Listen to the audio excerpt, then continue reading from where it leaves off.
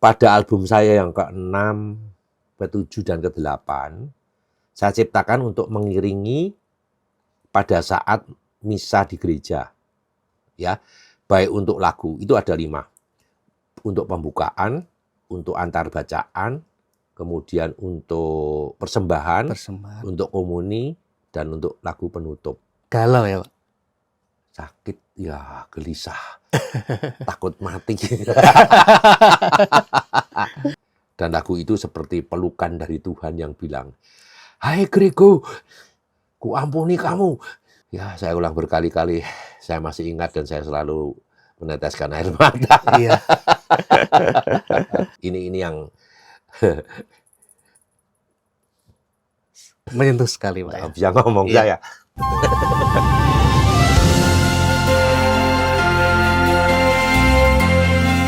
Selamat pagi, Bapak Grego Julius. Apa kabar, Mas Dimas? Sehat selalu, Pak. Wow. Tetap semangat bisa. Semangat bisa. Iya. Terima kasih atas undangannya, Ya. sehingga saya bisa duduk bersama Bapak berbincang-bincang dalam beberapa waktu ke depan. Oke. Ya. Senang sekali juga. Suatu kehormatan saya bisa duduk di sini, Pak. Seperti kita ketahui, Pak Grego Julius, Bapak sudah menciptakan begitu banyak lagu.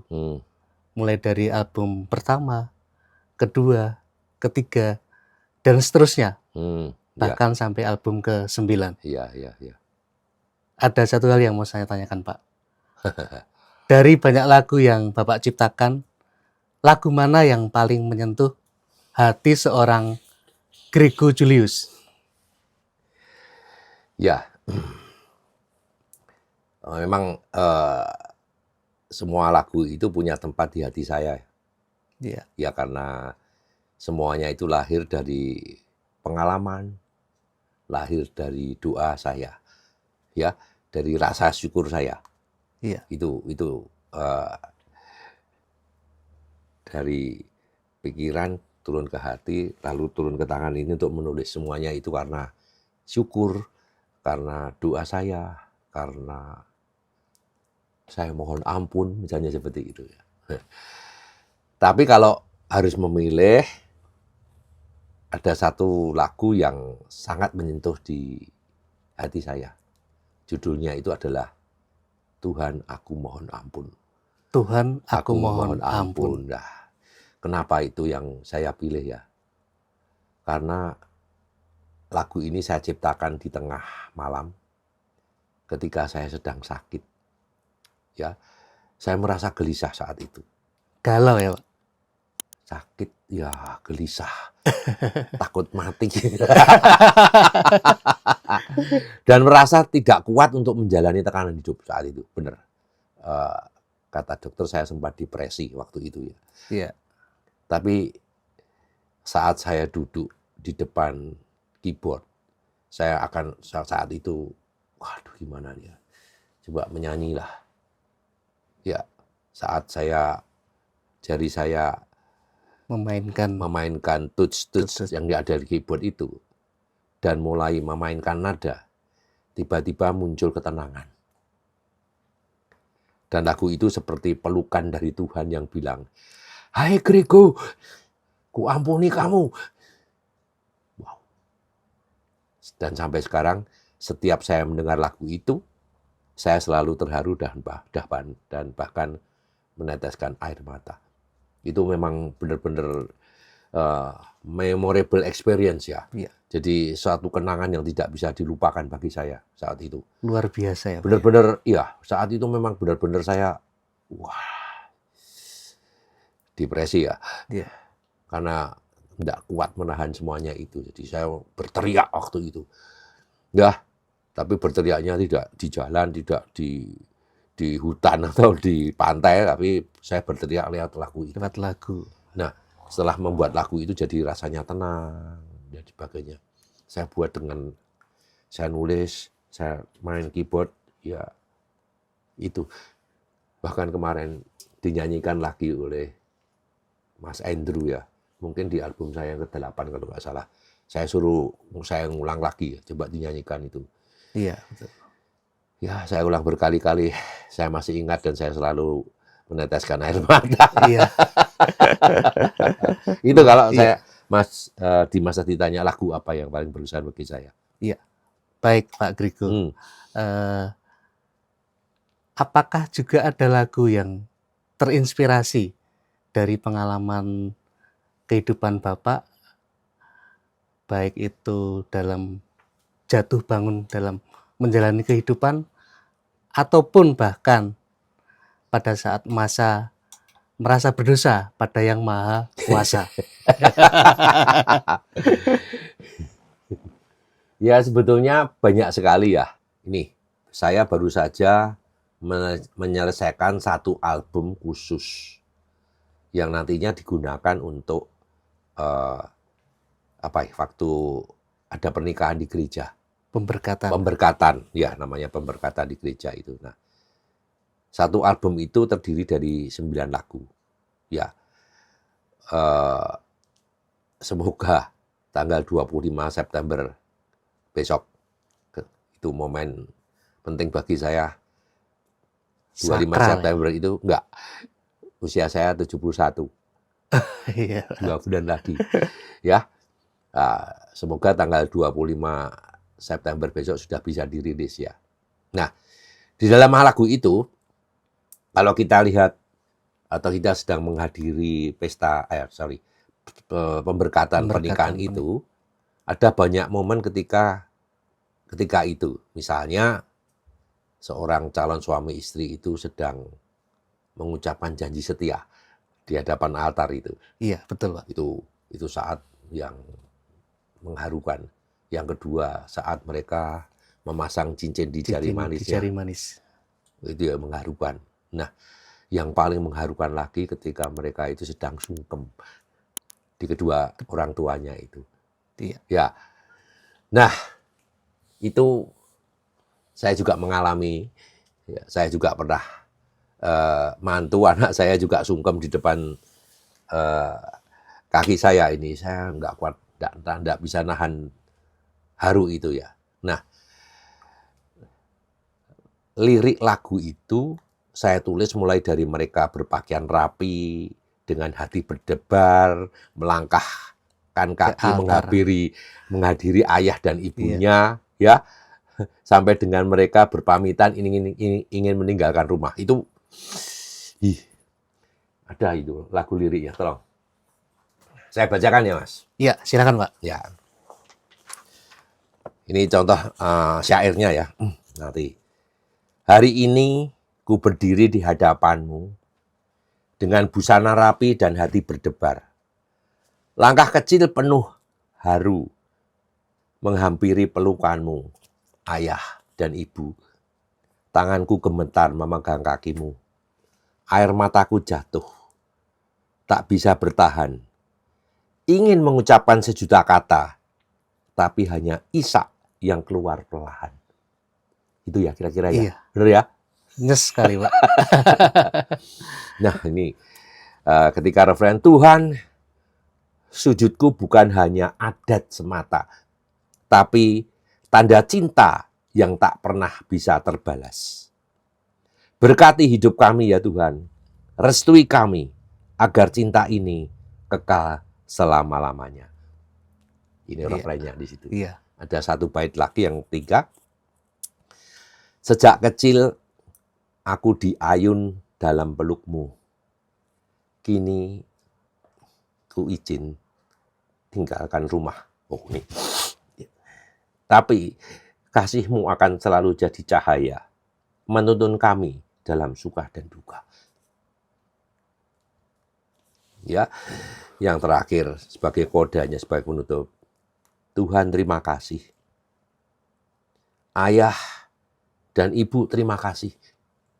Doamu bekalku untuk selama-lamanya. Tuhan memberkati. Amin, kita Pak. semua. Iya. Saya baca aja mau nangis. Rasanya di sini, Pak. Ya, ini saya tulis. Terharu sekali. Ya.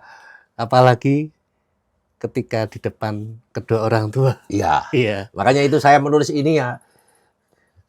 Saya sedang membayangkan waktu itu. Waktu itu ya. Ya, jangankan ini saya membaca ini pun saya sudah terharu juga. Ini yang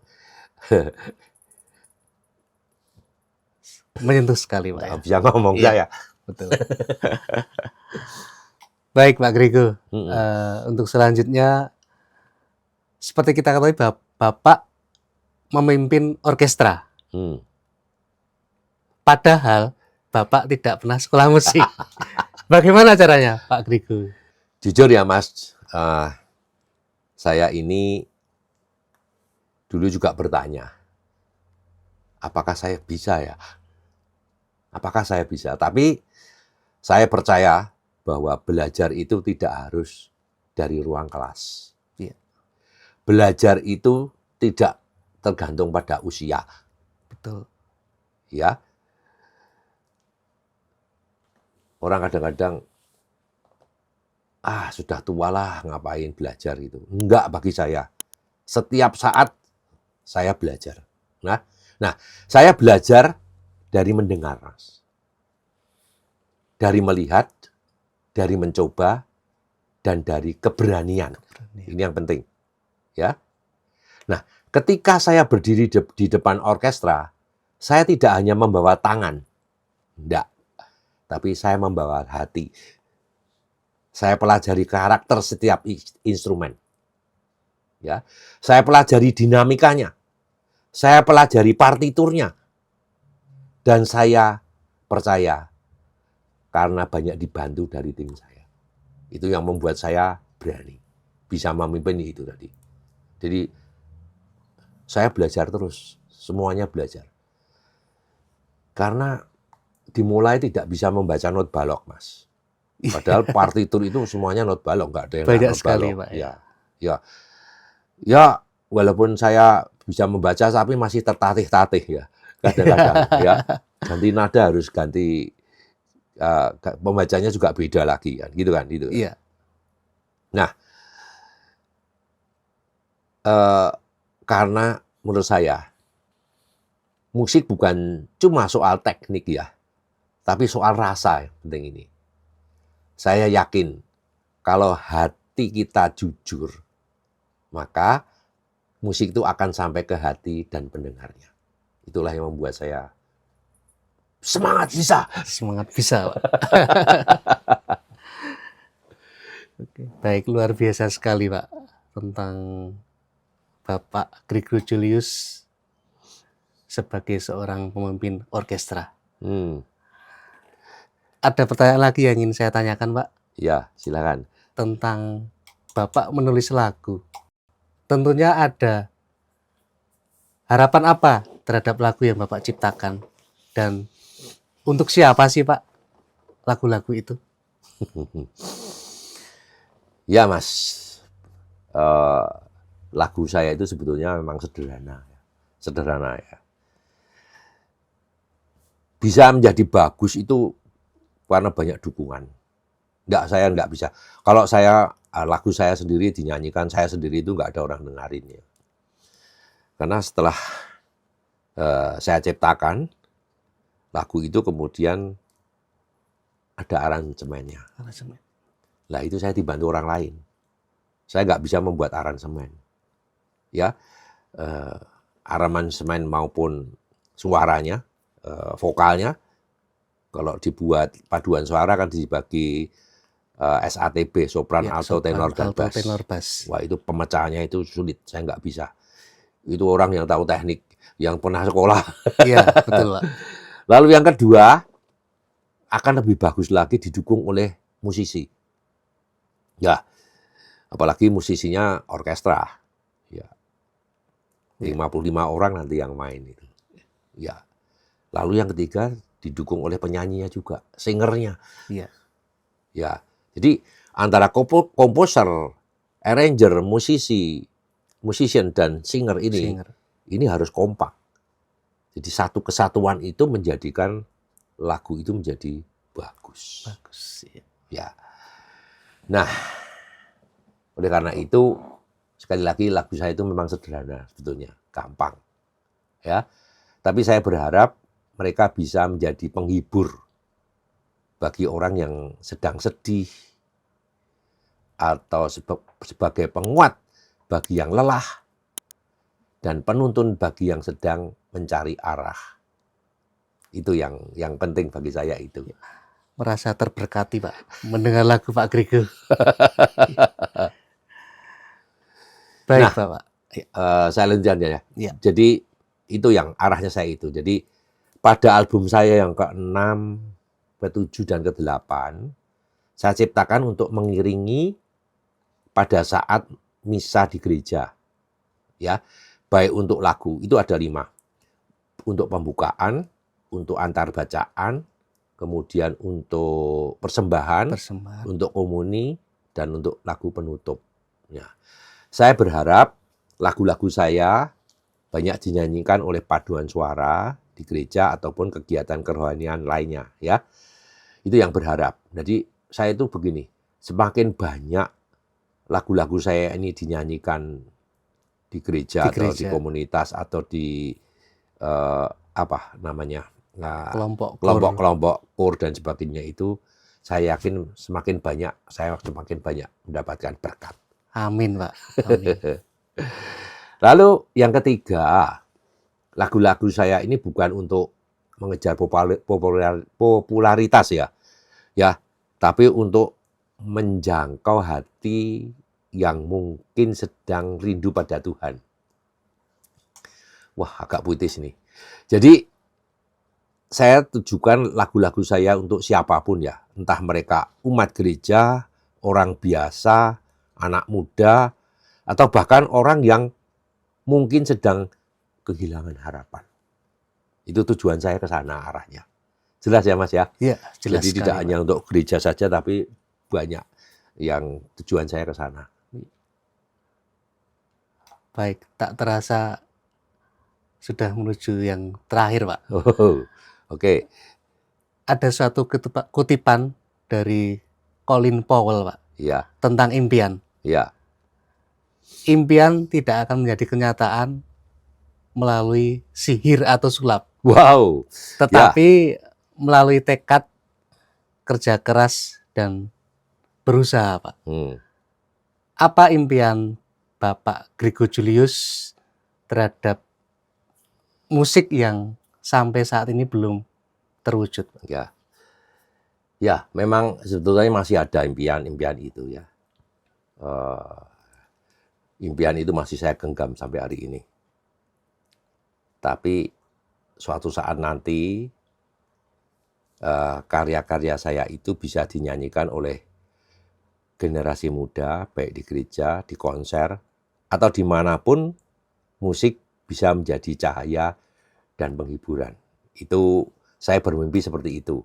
Ya, kemudian saya juga punya kerinduan dalam hal ini. Kerinduannya apa? Yaitu untuk menggelar sebuah konser rohani berskala besar. Untuk menunjukkan siapa saya, maksudnya siapa saya itu, bahwa saya ini bukan sekolah, tidak pernah sekolah musik ya, tapi saya bisa untuk membuktikan bahwa orang biasa seperti saya ini yang belajar musik secara otodidak bisa memuliakan Tuhan dengan sepenuh hati. Amin. Ya, ayo anak-anak muda, saya kasih motivasi seperti itu. Ya. Dan satu lagi, Mas. Saya ingin punya sebuah studio musik kecil. Ya, sebuah ruang yang hangat. Tempat rekaman sederhana, tempat podcast untuk berbagi cerita musik. Atau bisa dijadikan tempat nongkrong bagi para seniman musik misalnya, seperti itu. Nah, semuanya itu bukan untuk mencari keuntungan sebetulnya ya. Ya, terutama di usia saya yang hampir 71 tahun ini, saya butuh teman yang saya ajak nongkrong, ngomong-ngomong soal musik, soal pekerjaan. Sudah 47 tahun saya sudah lelah. Ya. Semuanya itu apa? Yang penting untuk menyalakan semangat. Ya, tempat itu saya harap bisa menjadi rumah bagi siapapun yang mencintai musik, walau tanpa latar belakang pendidikan formal, persis seperti saya. Ya, mimpi saya itu akan menjadi terwujud, akan menjadi tempat yang tumbuh, berkembang, dan jiwa boleh menyala. Jiwa boleh menyala. Iya. Usia-usia saya ini kan mulai redup gitu. Karena nanti kalau sudah redup itu nanti sakit, ke dokter, ke rumah sakit. Yuk dinyalakan supaya